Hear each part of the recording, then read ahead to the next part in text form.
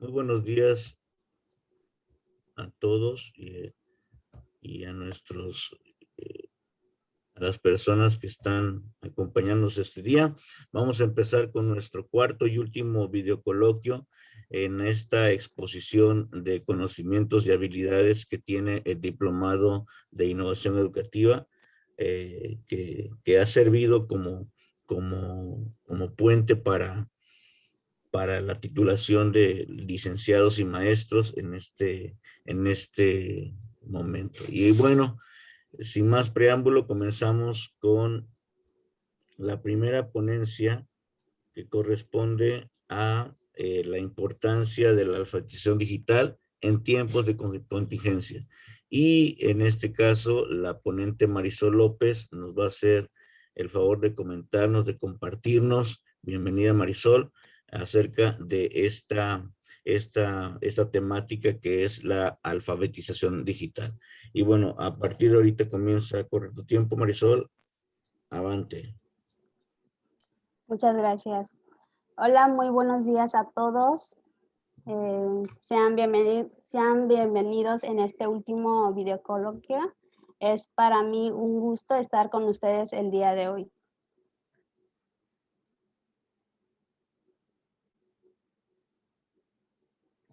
Esta exposición de conocimientos y habilidades es para obtener el grado de maestra en Ciencias de la Educación. Mi nombre es Marisol López López, soy alumna de la Maestría en Ciencias de la Educación del Centro Universitario Pacífico Sur, Campus Ometepec, Guerrero. El tema que les voy a compartir el día de hoy se titula La importancia de la alfabetización digital en tiempos de contingencia. Dentro del proceso de esta exposición les hablaré sobre el propósito y el objetivo que quiero lograr con este tema y también haré una breve explicación de lo que es el significado de mi tema. En el desarrollo mencionaré algunas características y los beneficios de la alfabetización digital. En el cierre hay una conclusión y por último hay una frase final que estoy segura que nos hará reflexionar. El propósito de este tema es que los participantes reconozcan la importancia de adquirir nuevas habilidades tecnológicas que son muy importantes y necesarias para mejorar tanto en lo personal y en lo profesional. Comenzamos. Sé que muchas veces hemos escuchado así por separado lo que es la alfabetización y lo que es el término digital, pero y desde mi experiencia, yo tenía el concepto de la alfabetización como una habilidad que tiene una persona para leer y escribir, pero como estamos en esta nueva era digital, pues muchos términos como que han tenido más contextos, como que han tenido nuevos significados. Por lo tanto, la alfabetización digital es la capacidad y habilidad que tiene una persona para dominar, para manejar todo lo que está en un ambiente digital, como son lo que es el software y el hardware. O sea, una persona que, que sabe de alfabetización digital, esa persona sabe desde los componentes físicos, que son los dispositivos, por ejemplo, un celular, sabe cómo se llama el teclado de una computadora. Bueno, tienen nombres, ¿verdad? Como por ejemplo el CPU, sabe esa persona para qué sirven ciertos elementos. Y también una persona que tiene alfabetización digital sabe cómo funcionan los programas y las aplicaciones, que sabemos que en estos tiempos existen millones de plataformas, millones de aplicaciones. Entonces, una persona que está alfabetizada digitalmente sabe dominar esas diferentes competencias. También la alfabetización digital está relacionada directamente con la educación integral de una persona. La alfabetización digital es una nueva oportunidad y es una nueva oportunidad que tenemos para aprender diferentes lenguajes digitales, porque también nos brindan diferentes formas de comunicarnos, de interpretar una información, nos permiten ver el mundo de una nueva manera, de una manera diferente a como estamos acostumbrados. Entonces, eso es una breve explicación de lo que es la alfabetización digital, que es la capacidad y habilidad que tiene una persona para manejar lo que son las aplicaciones. Dice que la alfabetización para el siglo XXI tiene que ser digital, mediática y multimodal.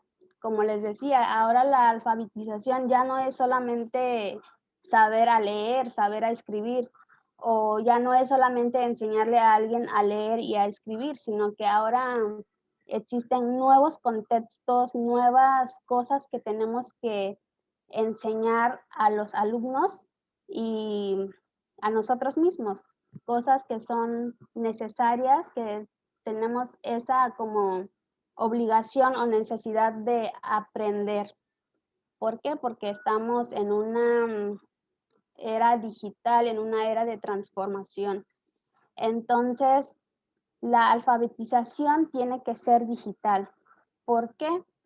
Porque la alfabetización la alfabetización digital nos permite aprender a dominar diferentes plataformas, como ya les había comentado, diferentes plataformas, diferentes dispositivos, diferentes programas. Y la alfabetización mediática se refiere a esa información que está en la red. Por ejemplo, esa información que está en diferentes sitios, en diferentes páginas de internet.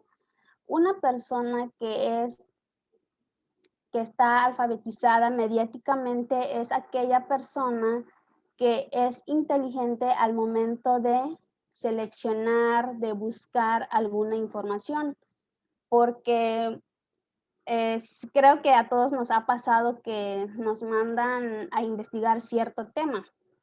Por ejemplo, ahora el tema que está en todo el mundo del coronavirus o COVID-19, como lo conozcan. Cuando se inició todo eso de la pandemia, apareció mucha información en Facebook, en YouTube, en Internet, mucha información, pero no toda la información, no toda esa información es útil, no toda esa información es científica. Entonces, una persona que está alfabetizada mediáticamente, esa persona sabe cuando una información es falsa o es científica, porque esa persona sabe a qué fuentes recurrir, a qué páginas, en qué sitio buscar una información para realmente conocer acerca del tema. Entonces, a eso se refiere la alfabetización mediática, ser inteligentes al momento de seleccionar una información. Y la alfabetización multimodal. La alfabetización multimodal son esas nuevas formas de enseñar y de interpretar información. Como les comentaba anteriormente, un maestro le enseñaba a los niños algún tema, pero por medio de la lectura, por medio de la lectura. Ahora en estos tiempos tenemos muchas más herramientas. Por ejemplo, en YouTube hay videos, sabemos que los niños pueden aprender de esa manera viendo un video. O sea, a ellos se les va a hacer más interesante aprender algún tema viendo un video o viendo unas imágenes o escuchando algún tipo de música. Por ejemplo, si estamos hablando de los niños de preescolar, sabemos que a ellos no les vamos a enseñar con un libro así en la mano, sino que ellos aprenden por medio de la música, cantando lo que es el abecedario o los números, ya sea en inglés o en español. Entonces, a eso se refiere la alfabetización digital, a la alfabetización multimodal, a todas esas prácticas multimodales que son, como les comenté, que son los videos, las imágenes, la música. Ya no solamente aprendemos por medio de texto, sino que ahora tenemos esas herramientas, esas nuevas herramientas. Un ciudadano del siglo XXI. Bueno, estamos en pleno siglo XXI y un ciudadano, una persona del siglo XXI es un nativo digital, tiene nuevas formas de enseñar y de aprender, sabe cómo navegar en Internet y es creativa e innovadora. Los nativos digitales son aquellos niños que estamos viendo en esta nueva era, aquellos niños que las herramientas digitales son el centro de todo para ellos. Ellos están tan acostumbrados a vivir teniendo un dispositivo digital en la mano, están rodeados, básicamente están rodeados de la tecnología. Ellos dependen completamente de la tecnología para estudiar, para relacionarse, hasta para divertirse. Están ahí en la computadora o en la tableta divirtiéndose en diferentes aplicaciones. Entonces, esos nativos digitales, pues ya estamos en una nueva era donde para ellos ya es completamente normal y necesaria tener una tableta o un teléfono o una computadora. También existen nuevas formas de enseñar a aprender. Para esos nativos digitales es muy difícil mantenerlos quietos. Ahora regresando a las clases que van a ser normales, lo que son las estrategias que usaban antes, las estrategias, el modelo que se usaba antes, el enfoque tradicional, eso ya no, para ellos ya no les va a servir. ¿Por qué? Porque ellos requieren aprender de otras maneras. Ya no se puede educarlos de la misma manera que se educaban a los niños hace 2, 3 años. Entonces, ellos también saben navegar en Internet con fluidez. Muchas veces hasta ellos saben más acerca de una aplicación que el propio docente. ¿Cómo un ciudadano del siglo XXI sabe cómo navegar en Internet? Muchas veces, bueno, a mí sí me ha pasado que no sabemos cómo usar una red social adecuadamente. A mí sí me ha pasado abrir como varias cuentas de Facebook. ¿Por qué? Porque luego se me olvida la contraseña o se me olvida el correo. Entonces, eso ya no puede estar pasando con nosotros. ¿Por qué? Porque debemos de saber proteger nuestros datos, debemos de saber proteger diferentes dispositivos y navegar con seguridad en Internet. También debemos de saber comprar en línea, porque en la actualidad muchas compras las hacemos en línea. Entonces, Debemos de aprender cómo comprar en línea de una manera segura, porque hay muchas personas malas o que son expertas en eso, de la tecnología y que nos pueden hacer algún daño robando nuestros datos o nuestras cuentas, no sé. Entonces debemos de tener mucho cuidado y los que son papás tienen que tener mucho cuidado con lo que pueden llegar a ver sus hijos en diferentes plataformas, porque hay muchas cosas que niños chiquitos no pueden ver, ¿no? Entonces, es por eso que tenemos que aprender a navegar con seguridad en diferentes plataformas, en diferentes programas, en diferentes redes sociales. También debemos despertar esa creatividad e innovarnos. Ahora la pandemia nos enseñó que podemos festejar algún cumpleaños, podemos hacer cualquier tipo de reunión en Zoom. Ya no es necesario vernos personalmente, sino que tenemos esta nueva opción de reunirnos y de convivir, pero en una plataforma como lo que es Zoom o Google Meet, entre otros que existen. También debemos de buscar esas aplicaciones o programas que nos pueden ayudar a dibujar. En la actualidad existen muchos programas que nos pueden ayudar a mejorar lo que es el dibujo o a divertirnos. Entonces, tenemos esa opción, solo es cuestión de poner la creatividad y de querer aprender cosas nuevas.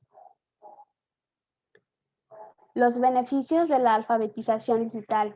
Bueno, en sí la alfabetización digital nos deja miles de beneficios, pero aquí puse 3 nada más que consideré importantes.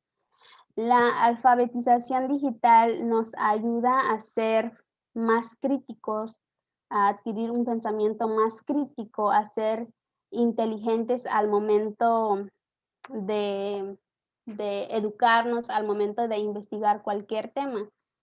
Una persona que sabe de alfabetización digital, como les comenté, esa persona sabe qué es qué plataforma, qué aplicación usar, en dónde puede investigar acerca de un tema.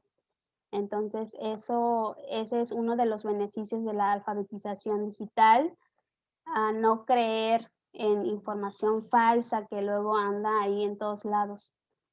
También nos ayuda en el ámbito laboral a tener mejores trabajos, a tener un mejor sueldo, a destacar en tu área de trabajo. La alfabetización digital te ayuda a destacarte, a tener hasta un sueldo extra. Y también si eres una persona que sabe manejar diferentes aplicaciones, puedes ayudar a los demás, puedes ayudar a tus amigos, a tus vecinos, a tus hermanos. Entonces, ese es uno de los beneficios de la alfabetización digital.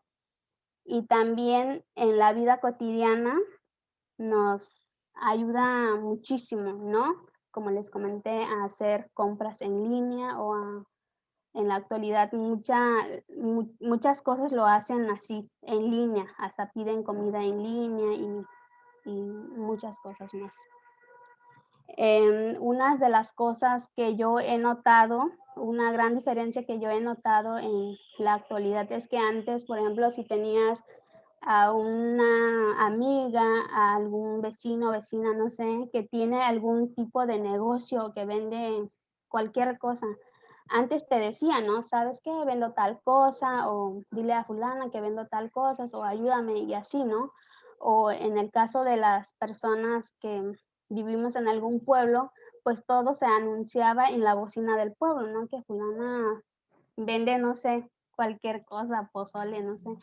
Entonces, esas cosas eran muy necesarias antes, pero ahora con estas nuevas plataformas y aplicaciones, mucha gente ya lo hace desde su propia red social. Yo he visto mucha publicidad de esas cosas en Facebook, en Instagram, mucha gente se anuncia desde su propio Facebook, ¿no? Entonces, ese es otro de los beneficios que nos deja la alfabetización digital.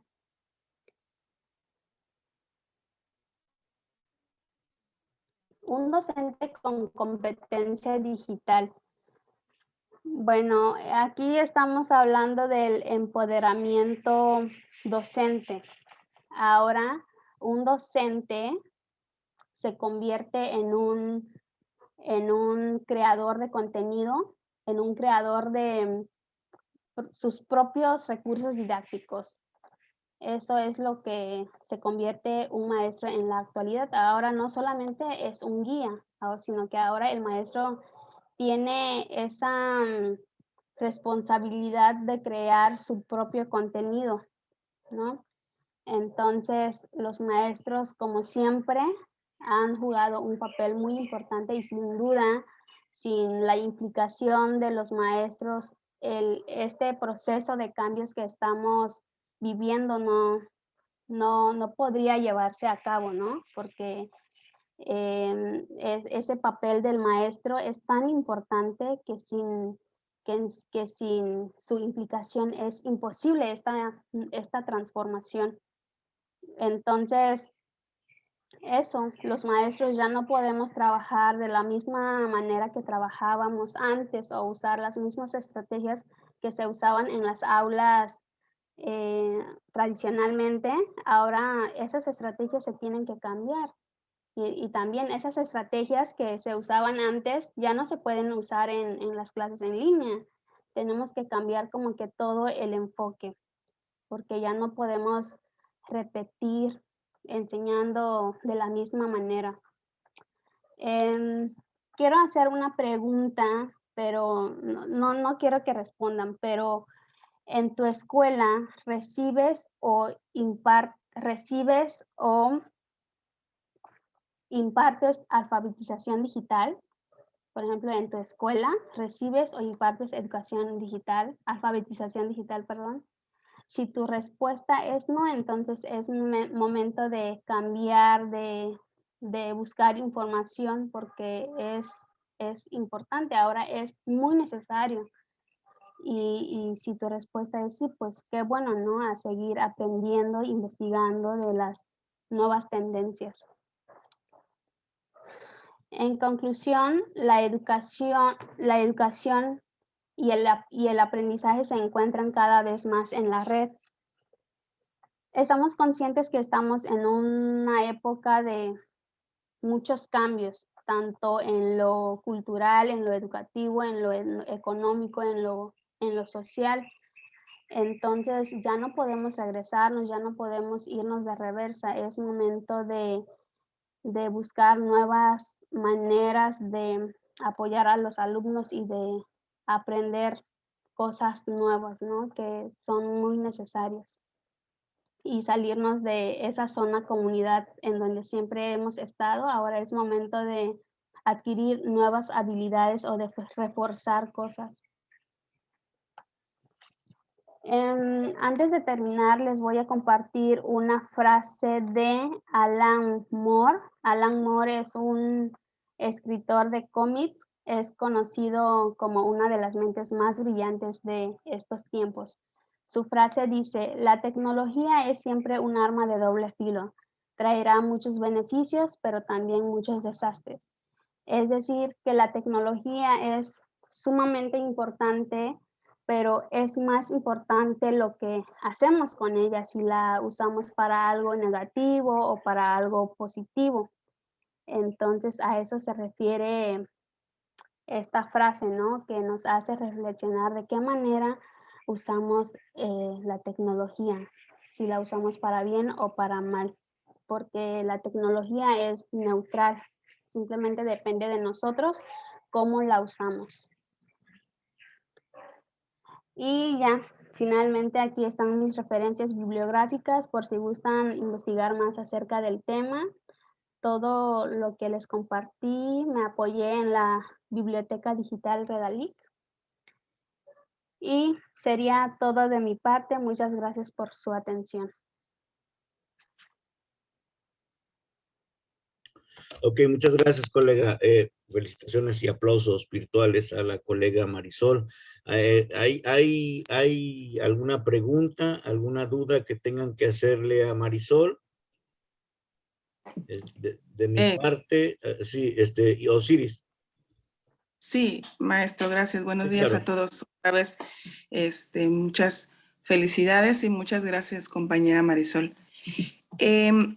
Referente a todo esto que nos estabas compartiendo, pues la alfabetización digital, las herramientas y todo eso que hoy en día estamos usando, que nos sirve y nos va a servir. ¿Cuál sería al día de hoy una herramienta que nos comentes o nos compartas que sea la que quizá más te gusta o que más has utilizado y por qué? ¿Por qué nos la recomendarías, por ejemplo, no? Porque aunque estamos en esta vía ahorita, estamos en este momento, en este minuto y este día escuchando esta enseñanza, sí lo podemos tomar así, por supuesto. Yo por mi parte sé y digo que no conocemos todas las herramientas. Creo que nunca vamos a dejar de conocerlas y van a venir más. Pero hasta el día de hoy, ¿cuál sería la que tú más usas, utilizas o la que más te gusta y por qué? Y también si nos puedes hacer una sugerencia o recomendación de por qué la debemos de usar o conocer más, etcétera. Gracias. Gracias. Bueno, yo también, como todos nosotros, yo me vi en la necesidad de, de buscar una plataforma. Como sabemos, el maestro sí está alfabetizado, entonces el maestro sí es muy innovador y nos lleva a esos retos. Entonces yo también, como todos, me vi en la necesidad de buscar una aplicación que me ayude a realizar mis trabajos. La aplicación que descubrí es Canva, que a mí me la recomendaron y que desde mi punto de vista es muy útil para tanto si eres alumno o eres docente, porque en ella puedes realizar diferentes actividades, diferentes cosas y muy creativas. Por ejemplo, estas diapositivas que presenté las hice ahí en esa aplicación. Entonces, sí, recomiendo mucho Canva. Gracias. Muchas Excelente, gracias. excelente, colega. Muy bien. Pues aplausos virtuales. Muy bien, muchas gracias, colega Marisol, muy bien. Y a partir en este momento, continuamos con nuestro videocoloquio y toca el turno a la ponente Alicia Vivar Nazario. Alicia Vivar Nazario. Hola, Alicia. A ver. Estoy por No, acá. perdón. José Alberto Salinas. José Alberto Salinas. José Alberto Salinas. Hola, José Alberto. ¿Sí me escucha? Ya estamos escuchándote, José Alberto. No, bueno, no se iban a recorrer los horarios, porque Es, antes de mí iba sí, Baruch. Baruch, exactamente, pero Baruch no está en este momento. Es que, bueno, había invitado gente, pero les Eh, dije que les... bueno, hacemos una cosa, permítame, vamos a detener la grabación.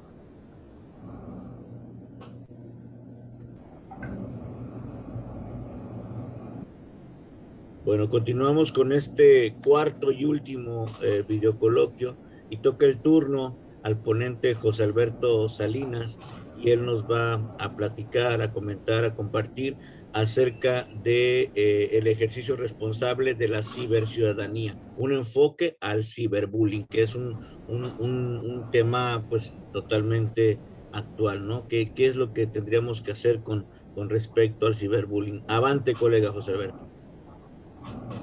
Sí. ¿Alguna vez se han preguntado si el concepto que tienen en la mente de ciberbullying realmente es el correcto? En este espacio les proporcionaré información que ayuda a enriquecer ese conocimiento. Buenos días, soy José Alberto Salinas Pacheco, del CUPS Campus Tlapa, y mi tema es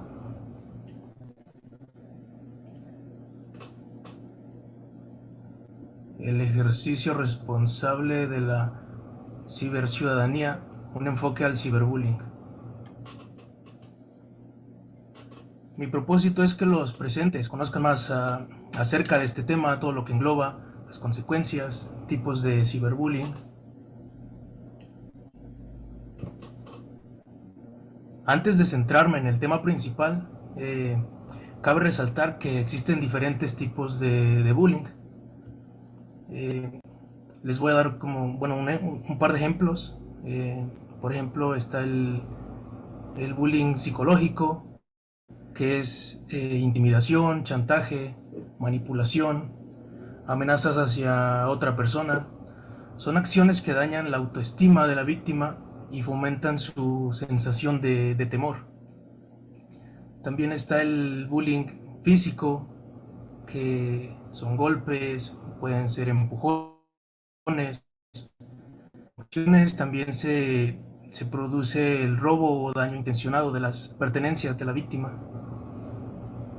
El bullying verbal, que son acciones no corporales, pero con la finalidad de discriminar. Pueden ser chistes, insultos, malos comentarios. También el bullying sexual. Este se presenta como un hostigamiento, abuso sexual o referencias malintencionadas a partes íntimas del cuerpo de la víctima, incluyendo el bullying homófobo. Nos centramos en lo que es el ciberbullying. Es un acto agresivo e intencionado que se lleva de manera repetida mediante formas de contacto electrónicas contra una víctima. Se denomina ciberbullying al acoso que se da entre dos iguales, ambos menores. Cuando llega a suceder que un adulto es quien realiza estos actos hacia un menor, simplemente se denomina como ciberacoso o acoso cibernético. Algunas formas de ciberbullying son el acoso por mensajería instantánea, que por ejemplo podría ser por Messenger, WhatsApp, Facebook, e incluso mensajes de texto así normales, aunque en la actualidad creo que es muy raro que alguien mande mensajes de ese tipo, así de texto. Otra forma de ciberbullying es el robo de contraseñas. Si bien sabemos que existen aplicaciones, existen softwares que ayuden a recuperar la contraseña si hemos, por ejemplo, si hemos olvidado la contraseña, si llevamos años de que no podemos abrir alguna red social, esas aplicaciones nos ayudan a poder recuperar esa contraseña, pero a veces no se utilizan de la forma que debería ser, de la forma correcta, sino que en este caso se utilizan para robar la contraseña y así poder atacar a una persona. Otra forma de ciberbullying son las publicaciones ofensivas. Esto se puede realizar en blogs, en sitios web, en redes sociales, Facebook, Twitter, Instagram. Pasamos a las características. El primer punto es el anonimato. En la actualidad, la mayoría de personas cuentan con un teléfono inteligente y la mayoría sabe cómo crear un correo o alguna cuenta en una red social. Las TICs permiten que el agresor realice el acoso de una manera oculta y anónima, ya sea a través de cuentas de correo falsas, perfiles falsos en redes sociales, aunque realmente el agresor es del mismo entorno que la víctima, ya sea algún compañero de clases, algún compañero en la escuela, puede ser algún vecino o incluso hasta algún familiar. El segundo punto es la accesibilidad. A diferencia del bullying tradicional, el ciberbullying no tiene límites ni temporales ni espaciales. Eso quiere decir que la víctima está expuesta a un ataque constante las 24 horas del día, los 7 días de la semana. El siguiente punto es viralidad. Este punto se refiere al momento de cuando se llega a publicar información o archivos atacando a la víctima. El contenido dañino que se hace viral tiene un gran alcance. Una vez publicado y compartido en redes sociales y enviado a través de aplicaciones de mensajería, se hace incontrolable. Esto genera que sea imposible que la víctima tenga conocimiento de cuántas personas han podido ver el contenido. Además que es muy complicado borrar el rastro del acoso en la web, pudiendo así alcanzar distintos entornos de la víctima, como por ejemplo en su salón de clases, hasta puede llegar con sus familiares. El siguiente punto es espectadores. Son personas que están viendo la agresión y son partícipes de la misma forma, activa o pasiva, tanto como en el bullying tradicional. En el ciberbullying existen espectadores de los hechos. Sin embargo, mientras que en el tradicional el número de espectadores que están presentes es más pequeño, en el caso del ciberbullying este número puede ser incalculable, porque no se sabe cuántas personas han visto esta publicación o los archivos que se han enviado por aplicaciones de mensajería.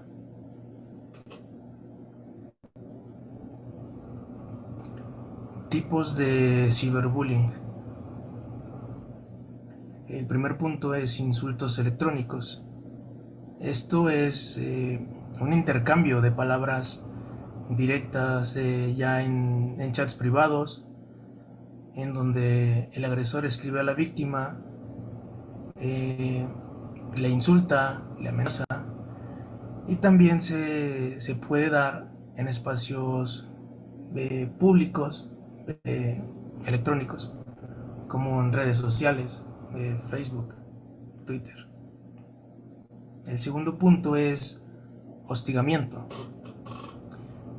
Son mensajes ofensivos enviados a la víctima, ya sea a través de alguna red social, aplicaciones de mensajería, se llevan de una forma reiterada. Denigración. Esto se produce cuando se publica o se difunde información despectiva y falsa sobre una persona. Se pueden utilizar diferentes elementos, como por ejemplo imágenes, videos. También se pueden crear perfiles de redes sociales falsos, y ahí se publica información que no es real. El siguiente punto es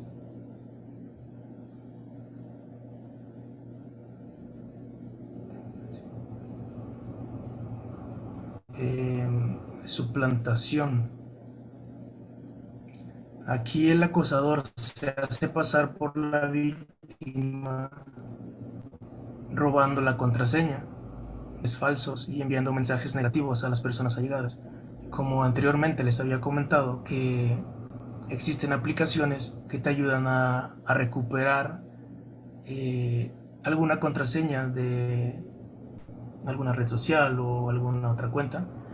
Entonces aquí el acosador implementa esas aplicaciones para poder hacer daño a la víctima, robando su contraseña y haciéndose pasar por él. El siguiente punto es sonsacamiento. Se produce cuando una persona finge ser amigo de otra para obtener información comprometida de la víctima, y esta información posteriormente es revelada y difundida a otras personas. A veces nos fiamos de que conocemos a una persona ya por unas semanas, meses, pero realmente no sabemos cuáles son las intenciones de esa persona. Por eso no siempre es bueno confiar del todo. El siguiente punto es exclusión. Se trata de apartar intencionalmente a la víctima de cualquier entorno virtual. Esto se da cuando el acosador o acosadores tratan de excluir a la víctima. Esto se puede dar en grupos de redes sociales, grupos en WhatsApp, juegos online.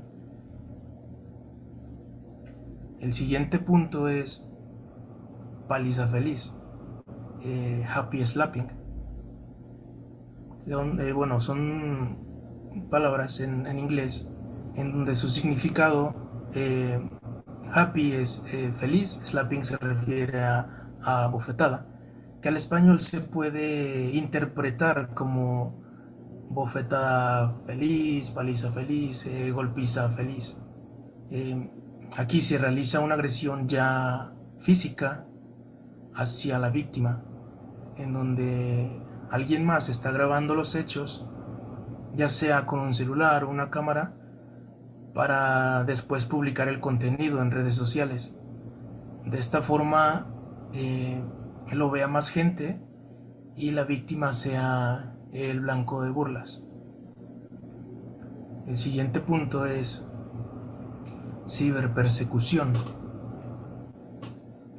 Esto se refiere a cuando la víctima recibe mensajes intimidantes o le pueden etiquetar en algunas publicaciones en donde el contenido lleva ya un tono violento, amenazante. El hecho se da de una forma reiterada. El siguiente punto es desvelamiento. Consiste en desvelar información, fotos o videos comprometidos de una persona. En este grupo está el llamado sexting. La palabra sexting es un acrónimo derivado de las palabras en inglés sex, que significa sexo, y texting, que se refiere al hecho de enviar mensajes. Entonces, en este punto, las personas, los jóvenes, se toman fotos o se graban de una forma voluntaria, pero en privado, y estos archivos son publicados sin su consentimiento. Y aquí se da este fenómeno que es el sexting. Pasamos a las consecuencias. Tensión.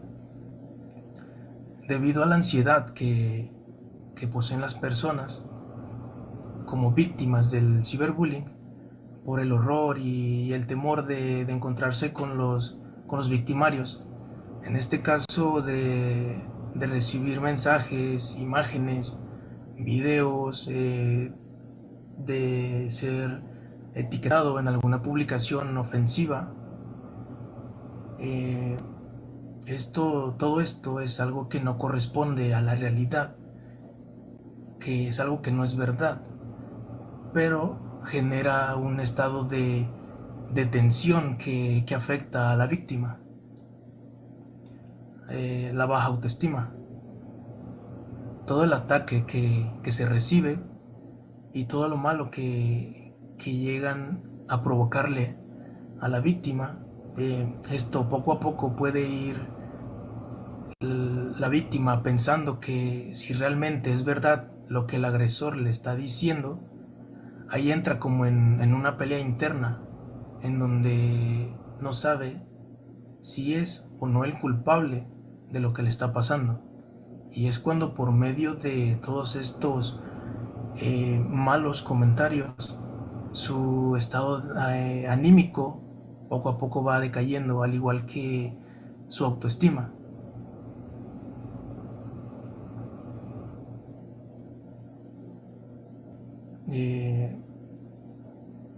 La tristeza.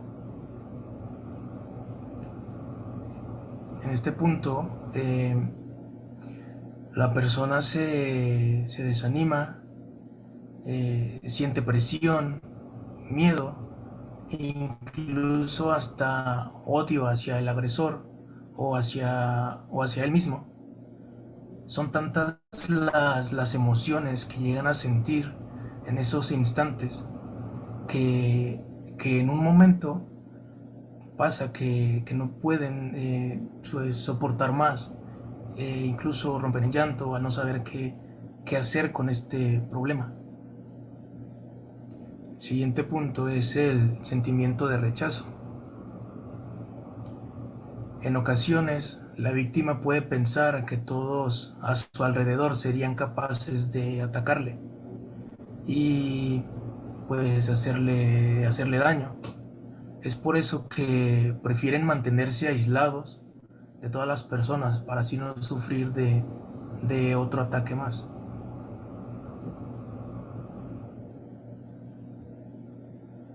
El siguiente punto es pensamientos suicidas.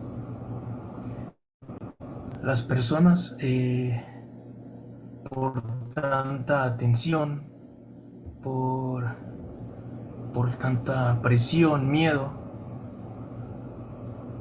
llegan a deprimirse. Tanto abuso, tanto ataque realizado hacia ellos, llega a afectar a tal grado que piensan que la única salida, su única alternativa es el suicidio. Algunas personas lo han intentado, pero llegan a fracasar, no terminan de hacerlo. Pero también hay otras personas que lo intentan y pues sí lo logran. Y esto es triste. Mi propuesta. Aquí se necesita la ayuda de todos, hablando de un entorno educativo, la colaboración institucional es fundamental para poder llevar a cabo un espacio en donde se incluya la participación de los alumnos, así como la intervención de los tutores o padres de familia, en donde se reciba un asesoramiento acerca del bullying, todo lo que provoca, los tipos, consecuencias, características y todo esto para poder de una forma concientizar a las personas y que vean que pues al final no es tan gracioso lo que se está haciendo. Para realizar un evento, este evento se puede tomar un día, como por ejemplo el 2 de mayo, que es el Día Mundial contra el Acoso Escolar, o también el primer jueves de noviembre de cada año, que los estados miembros de la UNESCO designaron como Día Internacional contra la Violencia y el Acoso en la Escuela, incluido el ciberbullying. Se puede hacer como un evento para tratar de ayudar a las personas con este tema. Una pequeña conferencia, una plática para promover el buen uso de los medios sociales, en donde se hablaría acerca de las TICs y cómo influye todo esto en el ciberbullying, También fomentar el buen comportamiento social es muy importante, ya que a veces llegamos a comentar o compartimos cosas que no pensamos si eso puede llegar a ser ofensivo para algunas personas. Esto también es muy importante, ya que fomentar el buen uso del comportamiento social se debería hacer desde que somos pequeños, para así no realizar las cosas sin antes pensar si le podemos hacer daño a otra persona. Ya después de que se realice estos 2 puntos con la conferencia o la plática, al finalizar se podría realizar, debatir los conceptos. Sería una buena forma de volver a retroalimentar la información que se les había proporcionado anteriormente. Un buen punto, una buena herramienta sería presentar una dramatización de una situación de acoso.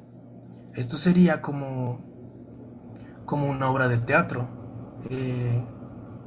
que podría ser realizada por los mismos alumnos, en donde aparte de que se dará un mensaje acerca del bullying o ya específicamente del ciberbullying, y también se darían las consecuencias. Este ejercicio también fomentaría el trabajo en equipo, ya que los alumnos tendrían que colaborar juntos para llevar a cabo esto. Algo que podría reforzar también sería ver una película. Me di a la tarea de investigar sobre películas que traten acerca del ciberbullying y encontré una que es del 2011, se llama Ciberbullying. Aquí presentan el caso de una chica en donde le inventan hacen que crean que ella tuvo relaciones sexuales con un chico y que le contagió una enfermedad. Entonces la chica empieza a recibir mensajes, publicaciones, y la chica pues entra en depresión e intenta tomar pastillas para quitarse la vida. Pero mejor no les cuento el final, ¿qué tal la quieren ver? Bueno. Mi frase es: si no hay héroes que te salven, te tienes que convertir en uno.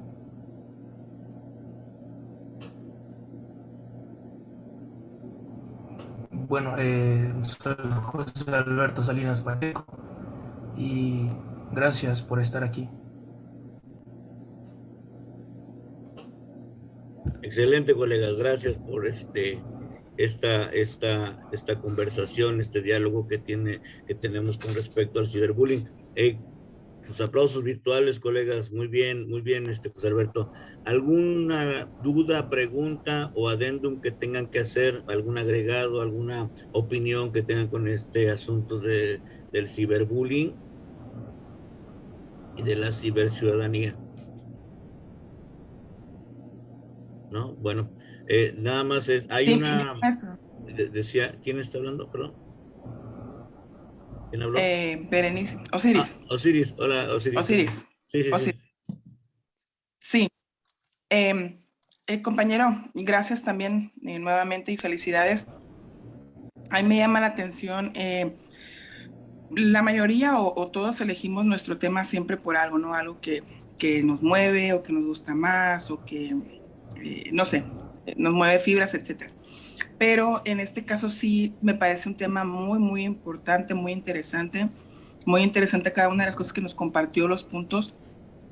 Es algo recurrente, es algo que la verdad no ha dejado de pasar y tal vez va a seguir pasando, pero como dicen, ¿no? Si empezamos a implementar ciertas cosas, quizá podemos disminuirlo y por qué no un día no muy lejano erradicarlo de las escuelas en cualquier nivel.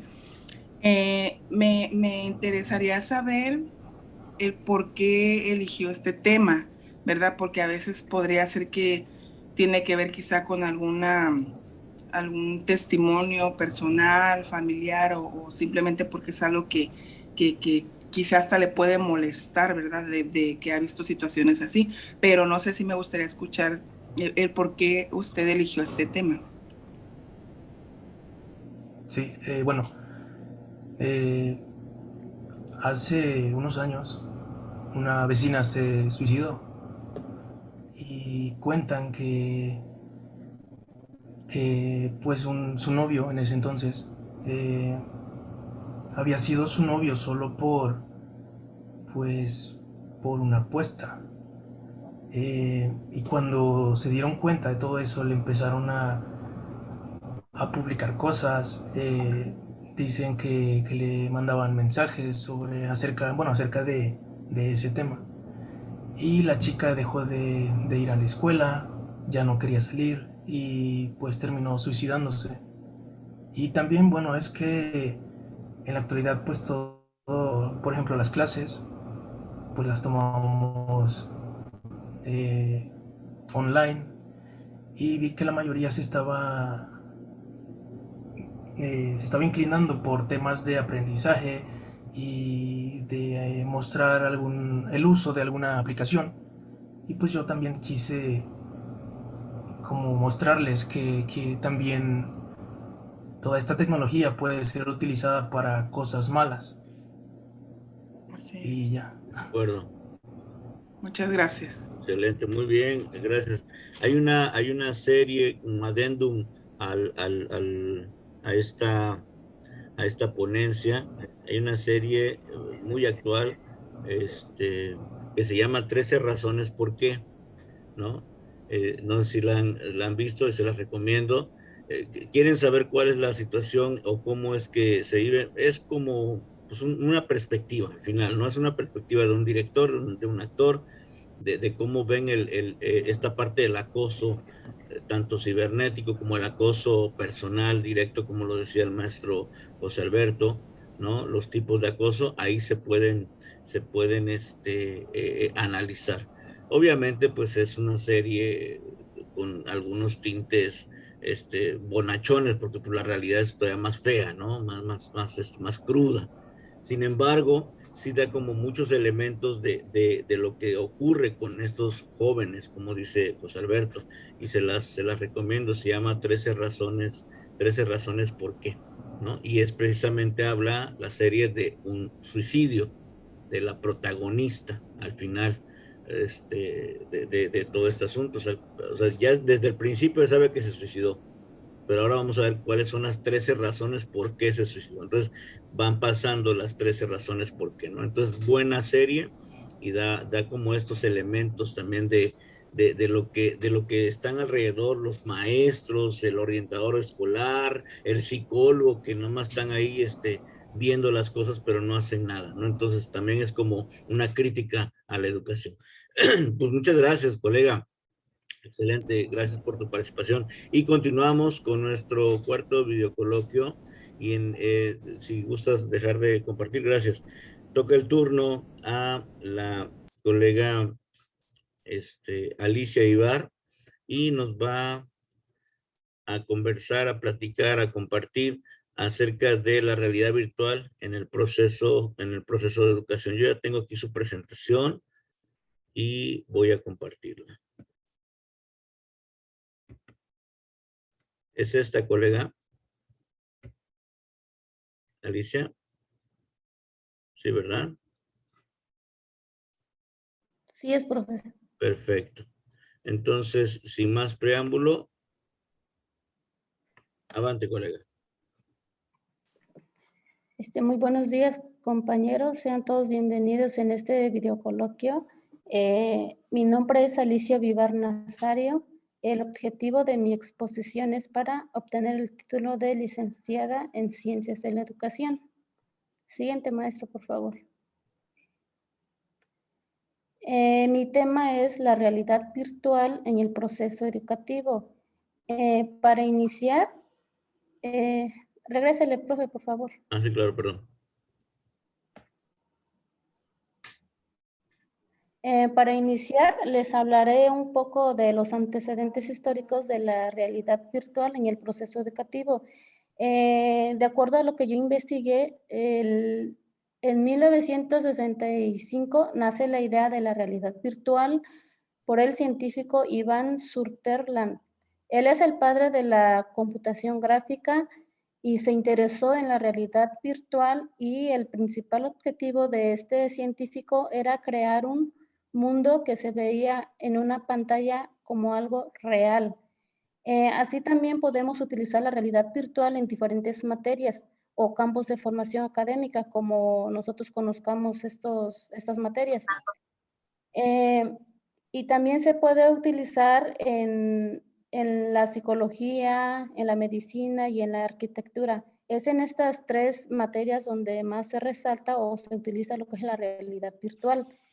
Como bien sabemos, esta forma de enseñanza o esta forma de aprender juega un papel muy importante en la educación.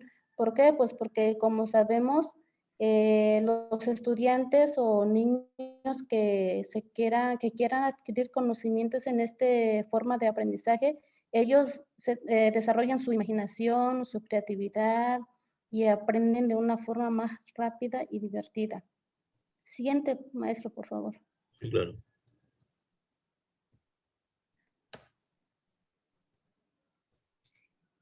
Como propósito general es que los estudiantes reconozcan la importancia de la realidad virtual en el campo educativo, con el fin de que fortalezcan sus competencias en el uso de las tecnologías. Es decir, que el alumno conozca que la realidad virtual es de suma importancia en su proceso de enseñanza-aprendizaje, con el fin de adquirir conocimientos y habilidades tecnológicas para lograr un aprendizaje significativo y esperado.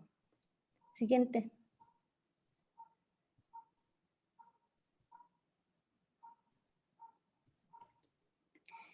Para empezar, les voy a dar una pequeña definición sobre qué es la realidad virtual. Se dice que es una simulación de un ambiente tridimensional generada por computadoras en el que el usuario es capaz tanto de ver como de manipular los contenidos de ese ambiente. Es decir, que la realidad virtual es un modo de visualizar, manipular e interactuar con las computadoras. Al hablar de simulación tridimensional, se refiere a los espacios imaginarios, creados por computadoras. En ello, el estudiante puede crear su mundo real, donde él pueda explorar y sentir que está en la realidad. Las herramientas o productos que se utilizan en la realidad virtual son el casco, el cual permite a los usuarios ver imágenes en 3D, las gafas con pantallas incorporada, el cual también permite lograr el efecto realismo. También los guantes con sensores. Estos guantes permitirán al estudiante sentir las texturas de objetos virtuales y dar la sensación de dureza o peso. También los controladores. Estos permitirán interactuar con el entorno visualizado. Siguiente, maestro, por favor.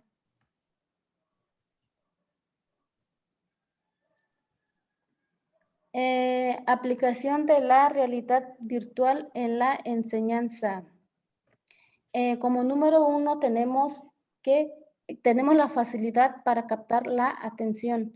Esto ayudará al profesor a captar la atención en los estudiantes de una manera más fácil, porque es una tecnología especialmente adecuada para una enseñanza divertida. Punto número 2, un recurso didáctico. Es un recurso didáctico porque le sirve al profesor motivar y atraer la atención de sus alumnos por medio de las imágenes o gráficos. 3. mayor el aumento de centros de enseñanza. Cada vez más son muchos alumnos o usuarios que utilizan esta nueva forma de aprendizaje. Siguiente, por favor. Ventaja que trae esta tecnología para el aprendizaje. Como número 1 tenemos aprendizaje más rápido y para toda la vida. Se refiere a que el estudiante adquiere conocimientos más rápidos y facilita el aprendizaje para cualquier alumno. Como bien sabemos, todo lo que se aprende de forma adecuada, pues nunca se olvida, ¿verdad? El punto número 2, mejor desarrollo de las actividades prácticas. Es decir, poner en práctica lo aprendido puede ser una tarea muy difícil para la mayoría de nosotros, pero si hemos aprendido los diferentes contenidos en la realidad virtual, será mucho más sencillo y así poder llevar a la práctica lo que hemos aprendido. Asimismo, también podemos ayudar a aquellas personas que no tengan noción sobre esto y enseñarles lo poco que hemos aprendido. Punto número 3, mejor evaluación de habilidades. En cuanto a las evaluaciones, la forma de evaluar es cualitativa. Por ejemplo, en este caso se evaluarán las aptitudes del estudiante, los tiempos que tarde en realizar un trabajo o tarea. No tiene que ser precisamente de forma cuantitativa como muchos ya conocemos. Punto número 4, mayor inclusión. Gracias a esta nueva forma de enseñar, las personas con algún tipo de discapacidad pueden integrarse sin ningún problema, porque en ocasiones suele suceder que en las escuelas, ya sea públicas o privadas, excluyen a lo que son estos alumnos con dicha discapacidad. Y a esta nueva forma de enseñanza, pues ellos se pueden integrar sin ningún problema para adquirir sus conocimientos. Siguiente, por favor.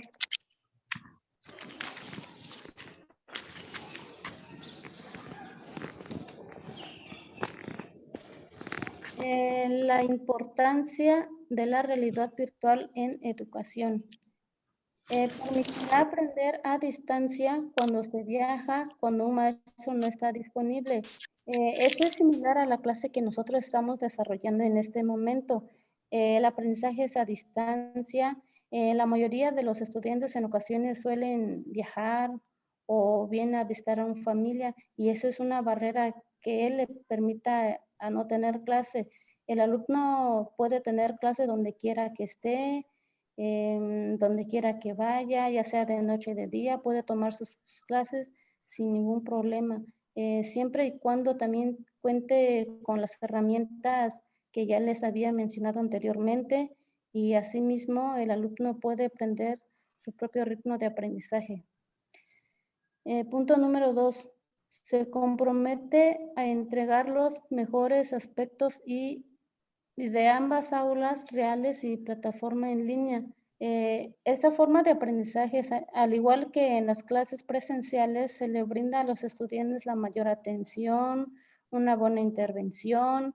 El docente crea clima de confianza para que resulte o los alumnos tengan un mejor aprendizaje. Punto número 3. Nos ayuda a visualizar de forma mucho más realista los entornos en 3 dimensiones. Es decir, la forma de aprender en la realidad virtual es muy divertida y dinámica, ya que permite ver las imágenes de forma real. Siguiente, maestro, por favor. Conclusión. La realidad virtual es una tecnología aplicable en muchas áreas con sus diferentes trabajos, debido principalmente a su capacidad para visualizar los procesos en estudio indispensablemente de la disciplina. Trata de esta forma los usuarios pueden involucrarse en escenarios artificiales. A lo que quiero decir es que la realidad virtual en la educación es de suma importancia porque despierta el interés y motiva a los estudiantes de diferentes niveles, ya que tiene una forma divertida de transmitir conocimientos y de esa manera los estudiantes desarrollan su imaginación, creatividad y aprenden divirtiéndose en un ambiente innovador y descubren muchas posibilidades de adquirir conocimientos. A continuación les dejaré un video para que visualicen y se den cuenta cómo es la realidad virtual en una educación. Siguiente, por favor, maestro.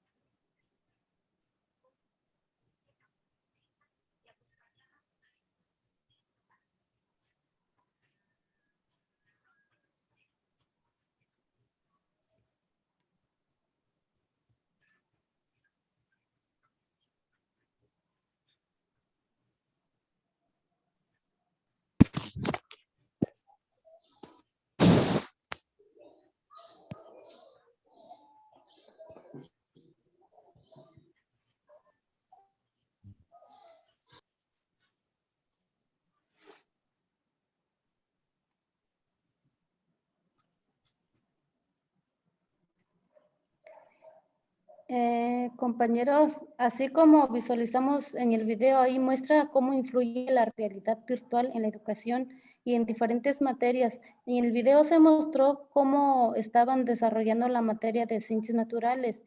Veían los animales acuáticos como si fuera real y en geografía veían los planetas de una forma muy divertida. Para finalizar, a mí me llamó mucho la atención esta frase que es del escritor José Cruch. Él dice que la tecnología hizo posible las grandes poblaciones. Ahora las grandes poblaciones hacen que la tecnología sea indispensable. También yo relaciono mucho esta frase con una frase que en algún momento un maestro del CUPSLAPA nos dejó. Él decía que nosotros no dejemos que la tecnología nos gane, ¿no? ¿Por qué? Pues porque nosotros somos seres humanos y nosotros somos más inteligentes que la bendita tecnología. Estas eran las palabras de ese maestro y yo siento que sí tiene razón. En ocasiones nosotros, bueno, en la actualidad le damos mucha importancia a lo que es la tecnología. ¿Por qué? Pues porque cuando queremos hacer una investigación, pues vamos rápido, ¿no? ¿Cómo se hace? Por ejemplo, el ensayo de tal tema y ahí aparece todo. No nos damos la tarea de pensar, de analizar ciertos temas. Y esto sería todo, compañeros. Gracias por la atención. Y para cualquier duda, pues ahí les dejo las fuentes bibliográficas para que busquen a más profundidad este tema. Gracias. Muy bien, colegas. Pues aplausos virtuales a la colega Alicia Ibar Nazario, y es el momento de algunos comentarios, si quieren hacer algún comentario, alguna pregunta, algún adendum, algún agregado con respecto a la realidad virtual. ¿Colegas? ¿Nadie? Muy bien. Pues yo tampoco tengo alguna duda, alguna pregunta para la maestra Alicia. ¿Dónde estoy? Ok. Y en este momento terminamos con el primer espacio de nuestro videocoloquio. Ya pasaron nuestros primeros ponentes y continuaremos después de las 11 de la mañana para el último y el cierre ya de nuestro cuarto y último videocoloquio. Sin más, dejamos de grabar y avante.